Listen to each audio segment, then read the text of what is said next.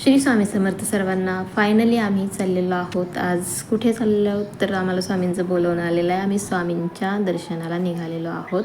तर जाता जाता सकाळी लवकर निघालो होतो, त्यामुळे घरातले इथे नाश्त्यासाठी थांबले. कुठं थांबले तर लांबोटीमध्ये, सोलापूरमध्ये प्रसिद्ध आहे हे. तर इथे नाश्ता करण्यासाठी थांबलेलो आहोत. हे बघू शकता तुम्ही.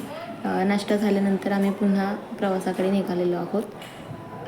तर ही थोडीशी हॉटेलची क्लिप घेतलेली आहे. त्याच्यानंतर फायनली आम्ही अक्कलकोटमध्ये एंटर केलेलं आहे. हे बघू शकता. इथे बघा पार्किंग आहे. अक्कलकोटमध्ये पार्किंगला गाडी लावल्यानंतर इथे अन्नछत्र आहे आणि इकडच्या साईडला बघा नवीन बिल्डिंगचं बांधकाम चालू झालेलं आहे.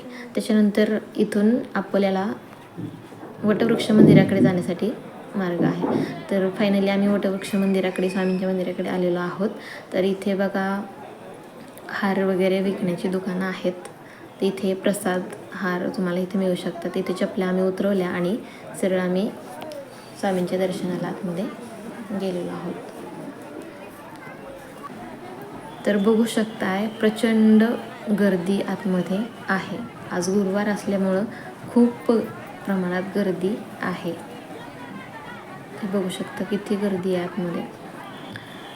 पण मला एक गोष्ट खटकली की लेडीज आणि जेंट्स ठीक आहे वेगवेगळे केलेले आहेत, पण जर सिंगल किंवा डबल लाईन जर केली तर नियोजनात्मक दर्शन होईल आणि ढकलाढकली, चेंगराचेंगरी, गर्दी, भांडण वगैरे होणार नाहीत. स्वामींच्या दर्शनाला शांतपणे आले तर शांतपणे दर्शन घ्यावं एवढीच इच्छा आहे. कारण यावेळेस तर स्वामींचं दर्शन घेतल्यासारखं काही वाटलं नाही. कारण हे बघा मी आतमध्ये CCTVमध्ये इथं कॅमेरामध्ये दिसते, पूर्ण ढकलाढकली लेडीज करत होत्या. अजिबात बिलकुलही व्यवस्थित दर्शन घेऊन दिलं नाही. तर तेवढं नियोजन केलं तर खूप छान होईल. बाकी सगळं ठीक आहे आणि स्वामींना भेटल्यानंतर खूप मन प्रसन्न होतं. इथे आम्ही अन्नछत्रमध्ये गेलो होतो, म्हणजे प्रसाद घेतल्यानंतर हे थोडंसं शूट केलं होतं.